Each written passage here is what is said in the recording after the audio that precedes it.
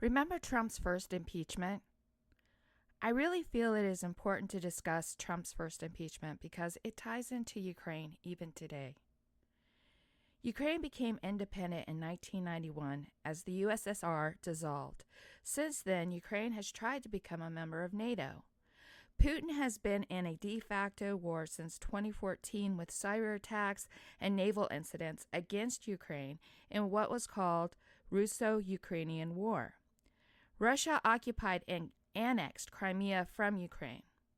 In February of 2022, Russia attacked Ukraine in the biggest invasion in Europe since World War II, with hundreds of thousands of military casualties and tens of thousands civilian casualties because Ukraine was getting closer to becoming a member of NATO, and Putin had about $600 billion to make sure that it didn't happen.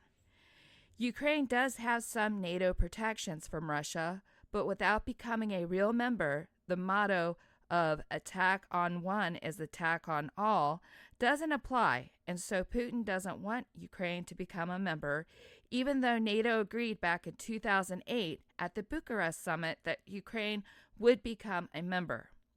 Also, at the end of this year, an agreement to pipeline natural gas through Ukraine will not be renewed. All comes down to the rubles. So now you know why Putin helped Trump get elected. Putin wanted him to cut the aid to Ukraine. The U.S. has more military ammunition than most of the EU combined, so that's why Ukraine needs the U.S. Putin has also infiltrated many of our Congress members as well. I'm looking at you, J.D. Vance. Putin's Republican allies don't understand that if Ukraine falls, it will be our military, our servicemen and women that will have to get involved, which could lead not to a Cold War, but a full-on World War III. We will never know the conversation Trump had with Putin July of 2018 in Helsinki because he had the notes ripped up by the translator. But it did look like Trump became Putin's, puppet. The House of Representatives are the ones that have to approve aid to Ukraine. So why did Trump tell the acting chief of staff, Mick Mulvaney, to withhold the $400 million in military aid to Ukraine for 55 days? Quid pro quo much? Senator Jerry Nadler asked the Democratic Council on House Intelligence Committee what the difference between Biden and Trump's actions with Ukraine. Mr. Goldman, can you please explain the difference between Vice President Biden's request to Ukraine a few years ago and President Trump's request to Ukraine earlier this year? Yes, when Vice President Biden pressured the Ukrainian president to remove the corrupt prosecutor general, he was doing so with an international consensus as part of U.S. policy. The entire European Union supported that. The IMF supported that, the IMF which also gave the loans that he was referring to. And so he did that as part of the entire international community's consensus. And when President Trump is asking for this investigation of Joe Biden, all of the witnesses, every single one, testified that that had nothing to do with official U.S. policy. In July of 2019, Trump on a phone call asked Volodymyr Zelensky to help his personal lawyer, Rudy Giuliani, and General Attorney Bill Barr by saying Ukraine was investigating Joe and Hunter Biden's corruption. Just say there's an investigation. Zelensky had to agree to help with Trump's investigation or lose the aid. Zelensky even recalled his American ambassador and helped get a new prosecutor elected. His perfect call was reported by whistleblower U.S. Lieutenant Colonel Alexander Vindman, the Director of European Affairs for the United States National Security Council, who was on the call. Trump didn't realize people were actually listening to his calls in the White House. Oops. The part of the phone call is when Trump said this: "I would like you to do us a favor, though, because our country has been through a lot and Ukraine knows a lot about it. I would like you to find out what happened with the whole situation with Ukraine. They say CrowdStrike. I guess you have one of your wealthy people. The server, they say Ukraine has it. There are a lot of things that went on, the whole situation.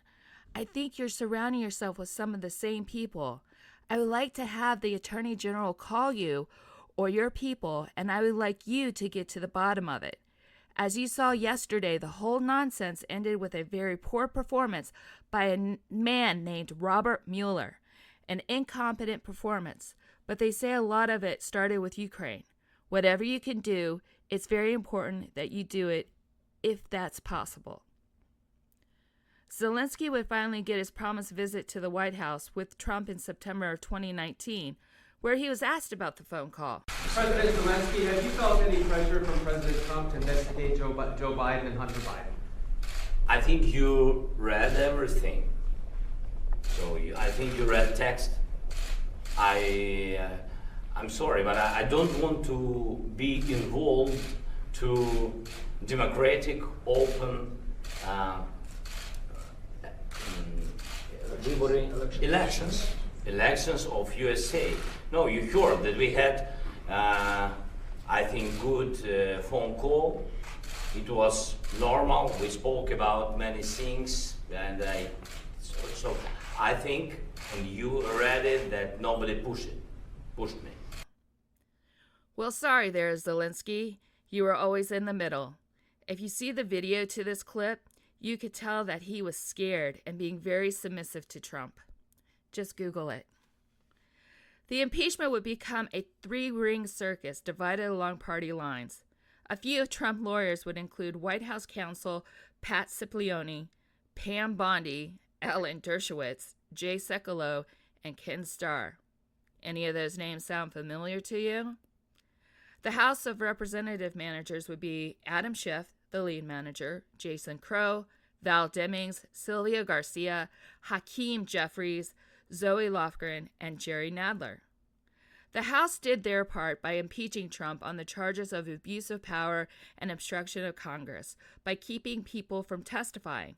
But even after testimonies, clear evidence, and hundreds of hours, Mitch McConnell and the GOP senators voted against removing him from office. It takes 67 senators to vote to remove, which was always known by the House, yet they persisted. Senator from New York, Chuck Schumer, summarizes it the best. Mr. President, the majority leader can come up on the floor and repeat his talking points, but there are some salient points that are irrefutable.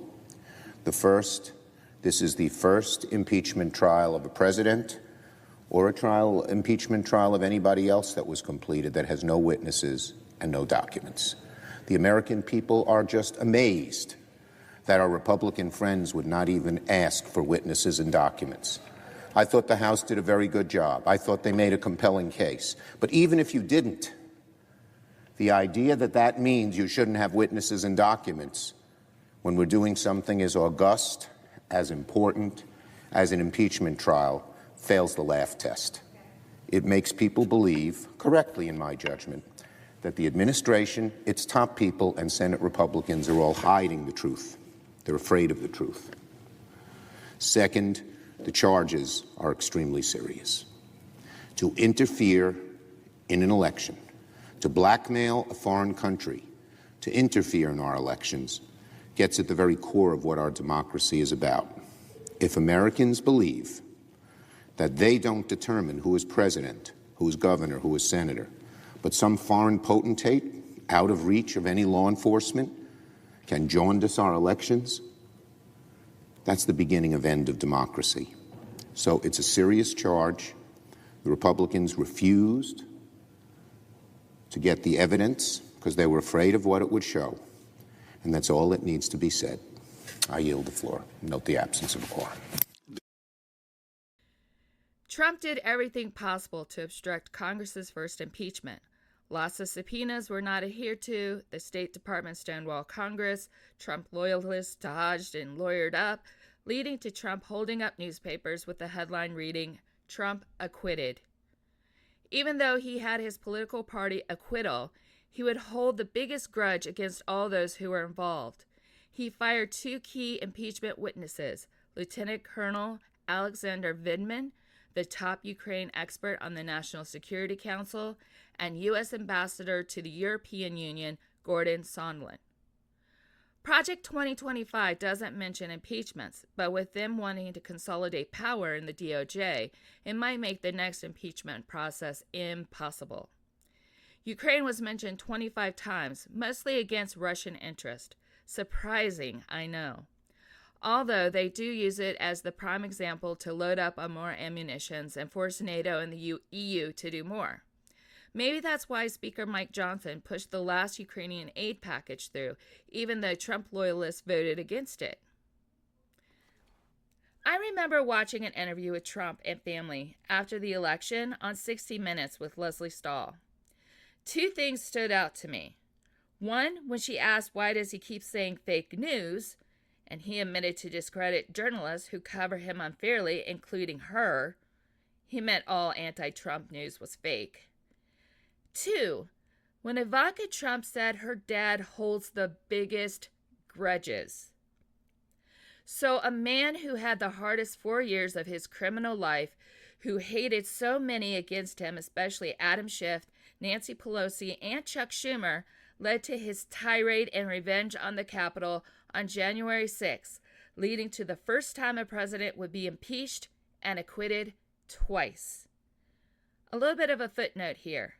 As the world tunes in to the Olympics for the next couple of weeks, it should be said that the Olympic Committee voted to remove Russia and Belarus from the Paris Olympics because of their war with Ukraine, whereas Ukraine has a diminished 140 competitors, their lowest turnout because of the war hurting their athletes. Join me next time when I cover January 6th and how we are being gaslighted like it never happened. I care about our country, and I hope you do too.